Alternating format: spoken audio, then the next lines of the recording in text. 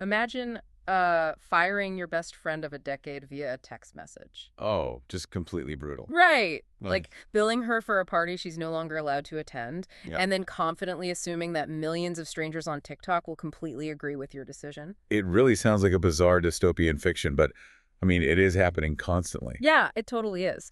So, welcome to today's deep dive, where we are looking at the explosive collision between the modern wedding industrial complex and, well, the modern digital panopticon. And we really want to get to the core of this for you, the listener, because it's a fascinating social phenomenon. We're digging into what happens when the private chaos of a wedding is litigated in the unforgiving court of public opinion. Exactly. We've got a great stack of sources we're unpacking today. We're looking at sociological analyses of viral wedding discourse, pop culture breakdowns from the Do We Know Them deep dives, and just raw firsthand accounts from Reddit threads. Right, those Reddit threads detailing spectacular matrimonial collapses are just wild. They really are. And you're Yeah. going to see how a single video intended to garner sympathy can, like, completely obliterate a person's real life social standing and leave a permanent digital stain. It really is a fascinating intersection of psychology and technology. What we are seeing is a complete breakdown of traditional social contracts. Yeah, because for generations, right, society has given brides a massive amount of grace. Exactly. The unspoken rule has always been that the bride gets her way and everyone else just, bites their tongue until the reception is over. Just smile and nod. Right. Just smile and nod. But when you take that localized private entitlement and broadcast it to a global audience of strangers who have zero emotional investment in you, That grace just evaporates instantly. completely, it is the ultimate stress test for main character syndrome. It really is. Like, you look at the digital footprint of cases like the viral TikTok creator, Kenny Rhyann, and it plays out exactly like a corporate PR Oh, crisis. perfectly. She kicks her matron of honor out of the wedding and immediately runs to her ring light to post a storytime video. It's this desperate sprint for the first mover advantage. Yeah, she wanted narrative hegemony. It's a very calculated move, actually. By Yeah. being the first one to hold the microphone, she is banking on a psychological phenomenon the sources call the kindness pretense. Wait, kindness pretense? What is that exactly? So it's this built-in assumption that the internet usually defaults to feeling sorry for a crying bride. She views the white dress as like a shield of invulnerability. Yeah, Ah. she assumes the public will automatically offer sympathy simply because of her bridal status. It's so funny. It's like a sketchy corporation rushing out a midnight press release about an oil spill, trying to spin the disaster before the morning papers print. That is a perfect analogy. Right. They just assume the public will blindly swallow the narrative without doing a shred of their own research. But the flaw in that strategy is that the internet never, ever takes your word for it. No, they absolutely do not. They are going to investigate. And that assumption of automatic sympathy is where the performative entitlement completely detaches from reality. How so? Well, the bride views everyone else in her life, even her closest friends, as supporting characters or plot devices in her personal movie. She assumes the internet will view them the exact same way. But online public scrutiny completely upends that dynamic, doesn't it? Totally. It leads to a swift, unforgiving backlash that isolates the bride. Because the matron of honor in this situation didn't just fire back a defensive reply in the comments section the next morning. Oh no, her strategy was like a masterclass in asymmetrical warfare. It really was. Instead of instantly defending herself, the matron of honor waited until the actual wedding weekend to drop all of her text message receipts online. And the timing there is the weapon. Think about the mechanics of the wedding weekend drop. Why do it then? Right. Why wait? First, it completely disrupts the perfect, curated aesthetic the bride is trying to project to the world. Second, it engages the wedding guests in real time. Oh, wow. Yeah. Picture the reception. Exactly. Picture everyone sitting at their tables, scrolling their phones, realizing they are currently eating dry chicken at a wedding that is simultaneously trending on TikTok for all the wrong reasons. Which is an incredible visual. The bride is out on the dance floor, completely oblivious that her entire social circle is reading a real-time indictment of her character. And the third, most crucial reason for the timing, it paralyzes the bride's PR machine. She cannot post a rebuttal video because she is actively getting married. Right. She's a little busy. Yeah, she is trapped in the very performative event she prioritized over her friendship. Wait, let me challenge the premise here for a second, though. Is this wedding weekend drop actually a form of digital justice, or does the internet just love an excuse to form a mob? That's a fair question. Because from the outside, it looks a lot like we're just cheering for a toxic pylon under the guise of accountability. It's a valid distinction to make, but when you analyze the progression of these viral events in the sociological data, the internet isn't just seeking drama. It is aggressively punishing hypocrisy. Okay, that makes sense. This is a process of moral delegitimization. Once a creator invites the internet into their drama, the audience conducts a massive friendship audit. Oh, a friendship audit. I like that term. Yeah, they don't just look at the inciting incident. They dig into the foundation of who you are, and the scrutiny is relentless. Oh, they definitely dig up the auxiliary scandals, like the things that have absolutely nothing to do with the matron of honor. Exactly. The friendship audit revealed that the bride had allegedly rigged a social media giveaway, awarding the prize to a personal friend rather than a random follower. Wow. Yeah, the facade of the honest, put-upon bride started crumbling. And then there was her husband, widely referred to in the community discussions as Mr. Kenny. Oh, right. This was honestly the most pathetic part of the entire saga. It really was. Despite being jobless at the time, he apparently spent his free time abusing the platform's self-harm reporting systems. Are you kidding me? I wish I was. He was flagging posts that criticized his wife, trying to get the accounts suspended by claiming they were exhibiting concerning thoughts. That is just so dark. It was a desperate, underhanded attempt to silence critics by weaponizing a mental health resource. Which naturally just fueled the fire even more. So the viral attention which the bride initiated to get sympathy actively destroyed her public reputation. Completely backfired. Her performative entitlement collided with a public that just refuses to be manipulated. But I want to move from the very public spectacle of this to the private, emotional economics behind closed doors. Oh, that's a crucial pivot. Because why do brides feel entitled to treat their lifelong friends as disposable assets in the first place? Well, to understand the origin of that toxicity, we have to look at the professionalization of friendship within the wedding space. There's a dynamic we can call the managerial bride. The managerial bride. Yeah, and a perfect example from our sources is the fallout between Bree and Jess. Bree was the bride. Jess was her matron of honor, and they had been best friends for over a decade. Right, and you look at the text messages Bree sent, and it reads like a CEO terminating an underperforming employee. That's exactly how it read. Bree dismissed Jess via text the night before the bachelorette party. And the stated reason, Jess was experiencing stress over planning the entire weekend. Right, and that stress was viewed as an unacceptable inconvenience to Bree's bridal aura. It's wild. The bride essentially decided that her friend's human emotions were a breach of contract. She even offered to have her fiancé Venmo Jess a reimbursement for the party expenses, essentially handing her a severance check and locking her out of the building. She fired her best friend. Just boom, done. And that cold, transactional nature can actually be mapped out. There is a fascinating mathematical model in the sociological sources to explain this dynamic called social capital depletion. Okay, I love when we get into the math. Break that down for me. Think of a fraction. The numerator is financial investment. The denominator is perceived gratitude.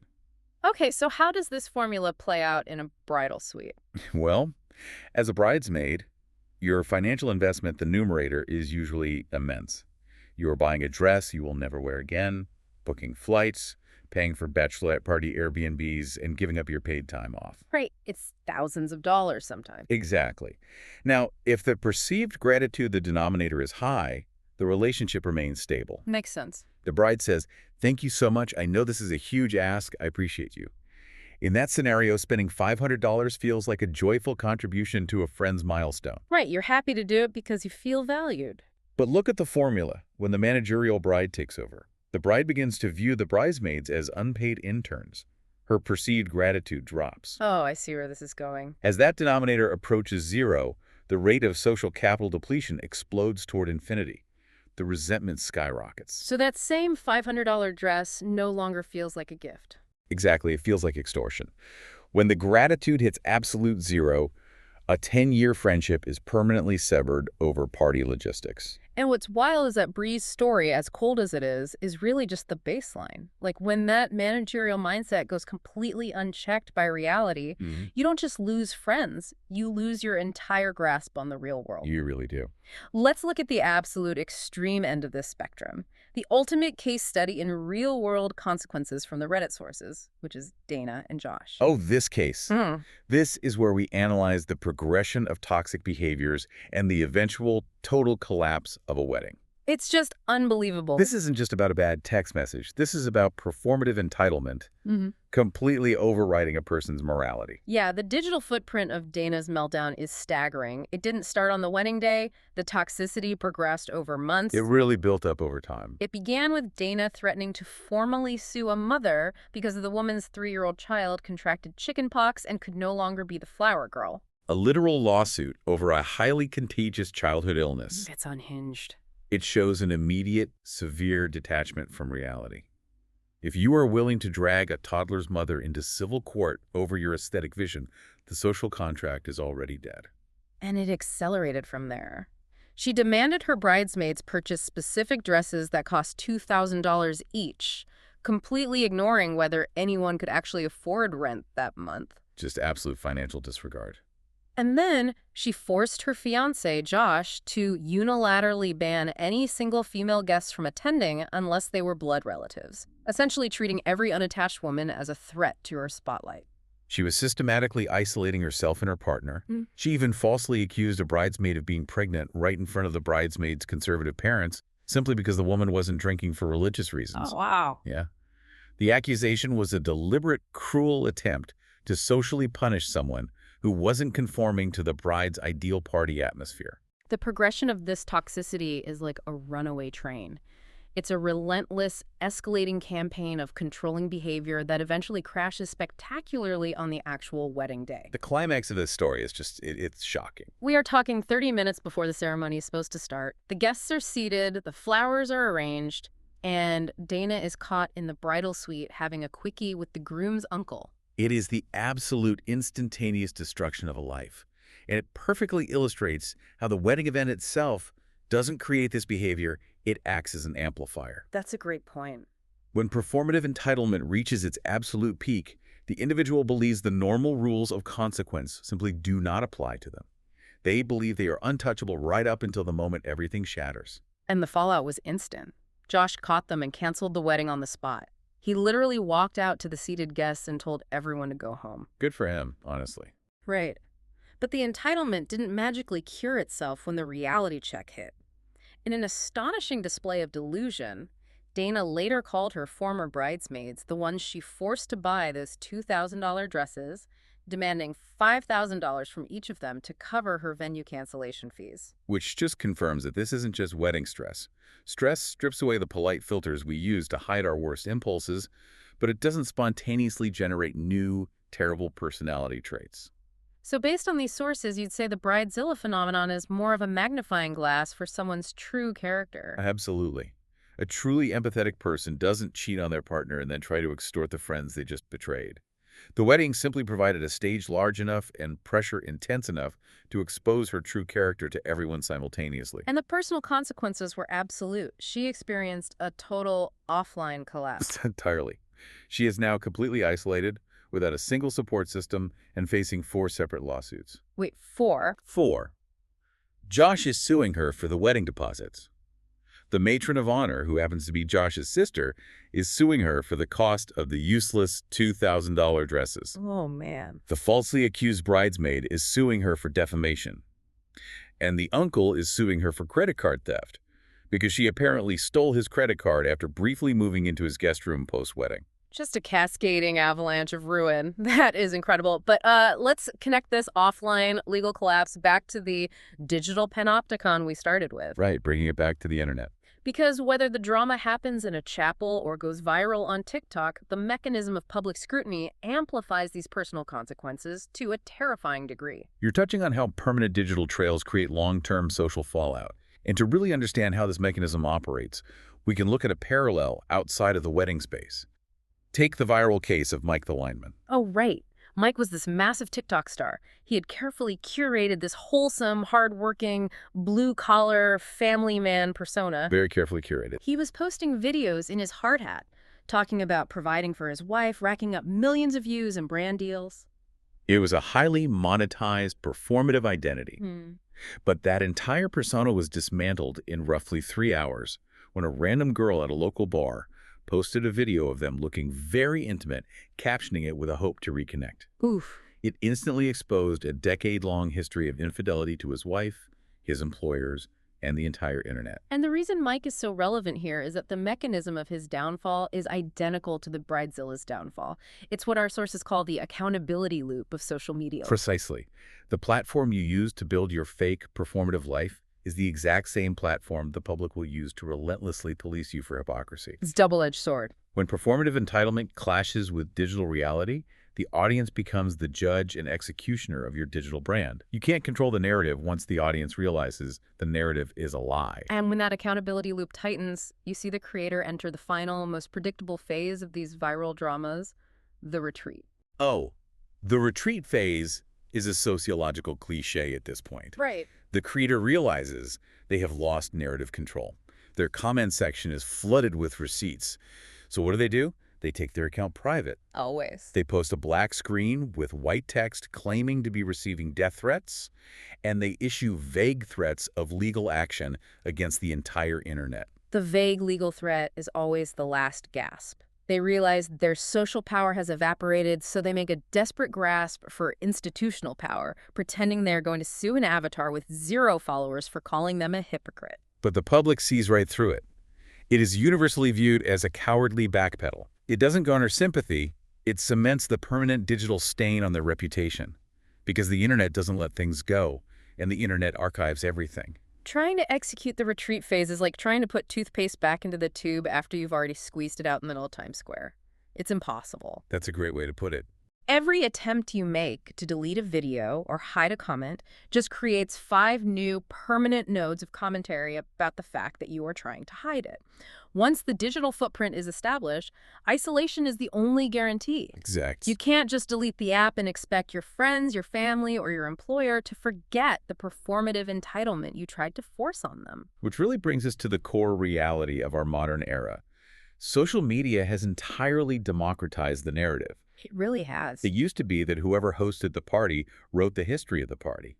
Now, in a battle between a bride's piece and a bridesmaid's receipts, transparency always beats entitlement. Every time. You can no longer rely on traditional societal norms like the idea that it's the bride's special day to shield you from the consequences of poor behavior. It's a massive power shift. The guests hold the power now. And it really makes you think about our cultural obsession with watching these matrimonial facades crumble. Oh, There's an upcoming movie starring Zendaya and Robert Pattinson called The Drama, where a simple game of tell us the worst thing you ever did ends up completely destroying a wedding on the eve of the ceremony. I've heard about that, yeah.